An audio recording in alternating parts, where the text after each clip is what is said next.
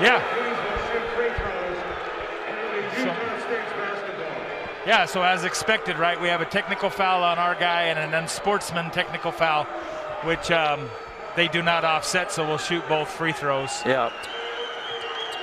They did say it would be Utah State's ball, too. Yeah, I think that's interesting.